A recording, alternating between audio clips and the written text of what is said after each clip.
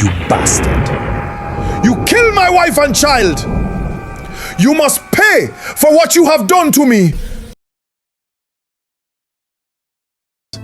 Adisa omo, kasala don burst o. After you comot from Lagos, we hear one loud thunder, boom. Everybody just dey shake. Omo na God is good medical center o. The whole building scatter. Thunder knack am, fire catch everywhere. Banji say na there your wife dey, we just born. That's why we call you quick. My friend, I dey so sorry.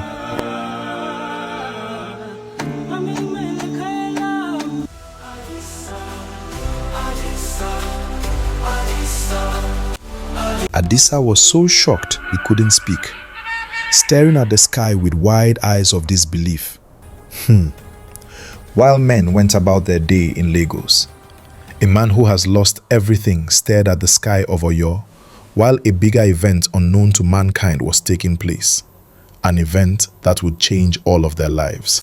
2 hours before the death of Adisa's wife and child, somewhere in a realm beyond the imagination of men, the realm of gods, spirits, and monsters, a god was running for his life in the realms beyond. The sky roared with thunder and lightning as Shango flew through the clouds with the speed of lightning, pursued by the Greek god Zeus and 7 Valkyries. Shango soared above Lagos Island that afternoon and entered the dimension of the Sisters of Fate through a portal in the sky. "Oh, Furies of the West! Will you stand by while family blood spills?" he cried. "I call for vengeance against the Greek and Norse gods. I feel my brother Amadioha's soul fading, attacked by Thor, Ares, and Apollo. I bear witness to their crime against him and countless others today. My heart is heavy, my rage burns, but the eternal law must hold."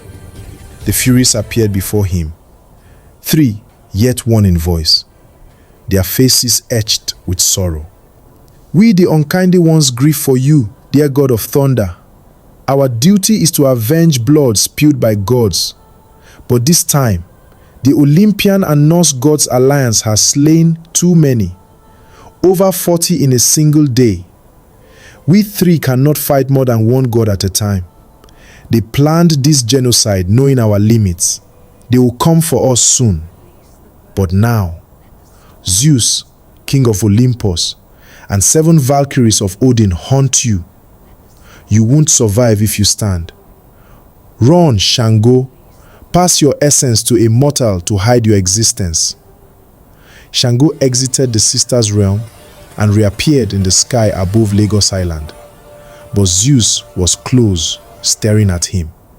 "What did the Furies tell you, brother?" Zeus sneered. Shango turned to flee. Zeus fired a lightning bolt, thunder. But Shango dodged. It struck a building below, and human screams echoed.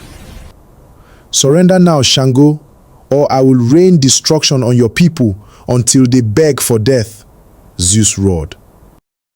At the same time, far away in Oyo, a man named Adisa felt a chill go down his spine, but didn't know that the hospital he left his wife and newborn baby just got destroyed by Zeus, the god of the Olympians, god of Greeks and Europe, while fighting Shango. Shango sped through the sky, lightning crackling, and severed the head of one Valkyrie, her blood splashing into Zeus' eyes, burning like acid. Zeus screamed, healing his eyes in seconds, but Shango had fled westward toward Oyo town. Zeus raced after him. Shango landed on Alamura Mountain in Oyo, deciding this would be his last stand. Shango summoned his axe and called the 7 mortal kings of thunder, his most loyal worshippers from Brazil, Cuba, Togo, Benin, and Nigeria's Ekiti, Ondo, and Oyo states, to join him against Zeus and the 6 remaining Valkyries. As evening fell, thunder and lightning roared, and deadly screams echoed from Alamura Mountain. The heads and bodies of 7 mortal men and 5 Valkyries lay lifeless on the rocky ground. A heavily wounded Shango faced a bloodied Zeus and 1 Valkyrie. You thought these mortals could challenge me or my Valkyries, fool? Zeus laughed. You are the one bleeding out, Shango. Death is near. Shango glared at Zeus. 5 Valkyries lie dead, and your wounds betray you. I've struck my blow. Zeus sneered as Shango unleashed a blinding light, disorienting the last Valkyrie. Shango severed her head, her blood splashing towards Zeus's eyes. But Zeus shielded his face. The blood burned his left hand as he fired a lightning bolt with his right, gashing Shango's belly.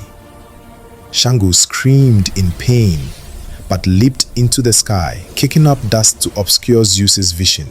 He flew low toward Oyo town, while the wounded Yoruba thunder god Shango ran from the western thunder god Zeus, as he flew through the sky of Oyo town looking for a new human vessel. He noticed the most powerful aura down below.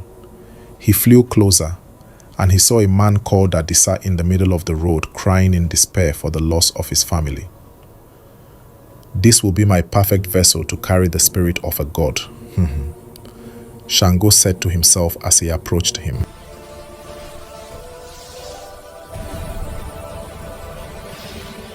Shango saw despair, shock, and a broken heart in his eyes, a perfect vessel.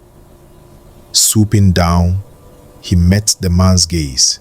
Adisa, I see your soul broken, with nothing left to live for. I need you. You will carry all of me, my anger, my fear, my desire, my pain, my vengeance, my power. Wield it to slay the god chasing me, even if it costs your life. Zeus, who hunts me, struck the hospital where your wife and newborn lay. Shango transferred his essence into Adisa. A thunderbolt struck the ground, revealing a bloodied Zeus laughing. What have you done, Shango? You think a mortal can bear your essence and face me? He'd need strength beyond flesh to hold it. Adisa raised his head, his eyes sparking with yellow lightning. As Zeus met his gaze, a blinding flash erupted.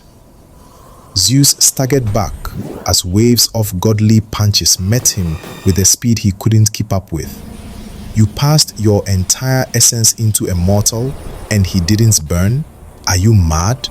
You have chosen death for doing this? You stupid mortal! How dare you touch me? You bastard. You killed my wife and child. You must pay for what you have done to me. You have destroyed all that I have in this life. Adisa moved like yellow lightning and wrestled the king of Olympians to the ground, and loading him with a barrage of punches of despair. The Olympian king knew he would die if he remained here, for he had sustained too many injuries, and now a fresh-blooded god was standing before him in full rage. In one last attempt, Zeus turned around, ran and tried to fly into the sky, never to return. But not today, as Adisa flew into the sky after him, dragging the king of Olympus to the ground and smashed his head with his thunderous bat. The brains, skull, power, and blood of an Olympian king splattered across Oyo's red sand. Standing above it all was an embodiment of power with nothing left to lose. Shango, fading on the ground, laughed softly, his face heavy with sadness. You underestimated the power of a mortal's pain and suffering, Zeus, he whispered, collapsing as he dissolved into the wind.